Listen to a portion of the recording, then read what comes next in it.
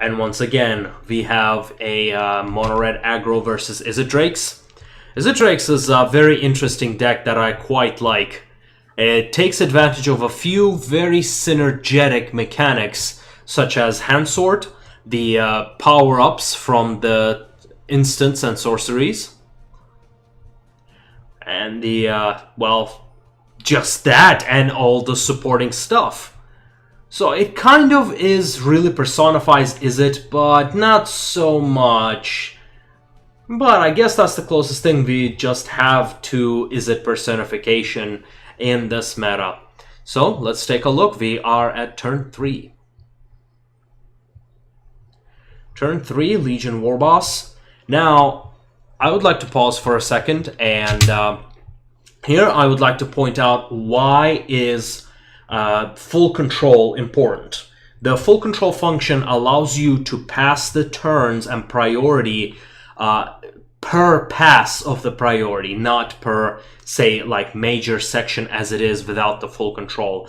However, it has a few drawbacks. It really slows down the game because you have to manually pay the mana. You don't have to tap it manually, but you have to manually pay the mana and pass all the priorities, resolve every single ability.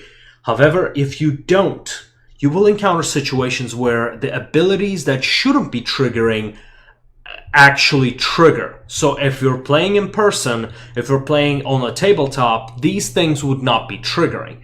For example, here we have Legion Warboss ability triggered at the beginning of the combat because it passes automatically, while my opponent was going to play a shock, and so that way I got a goblin token and I'm able to swing. So that's a well, 2 for 1. I bring in Goblin Chain Roller for the extra damage.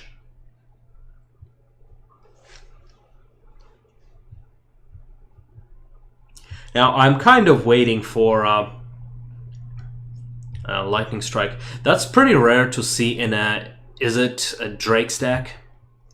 Could be an Izzet control deck as well.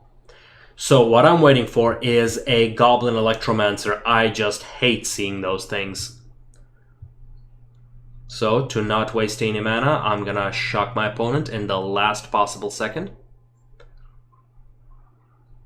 Is he gonna respond? Spell Pierce, 1 for 1. Very difficult call, very difficult call.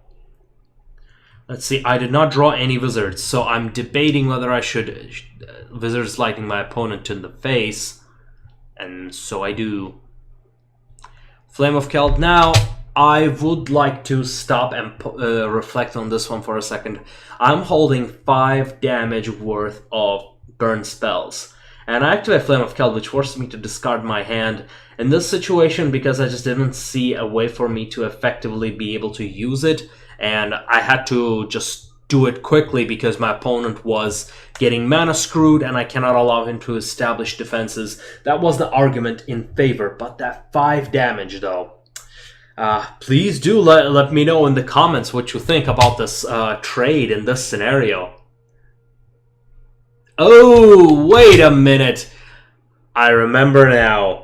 No, the point of that one was that I saw that he had 1 mana open and I saw him using the Spell Pierce before, so I kind of had a 50-50 chance I made a Xanatos Gambit. So had he used the Spell Pierce, well, I still have that 5 damage. Had I not used it, I would have lost a bit of that damage.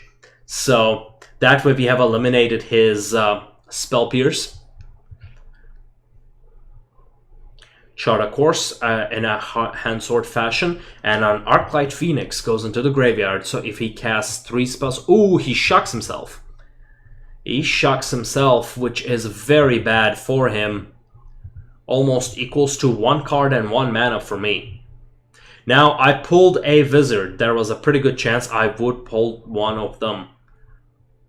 Okay, I will be ending my turn. My opponent has got 6 health, and I'm able to do 5 damage in this turn, actually, unless I get countered.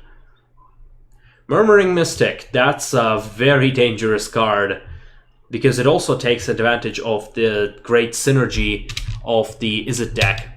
and that is the Murmuring Mystic. Whenever you cast an instant sorcery spell, it creates a 1/1 flying token.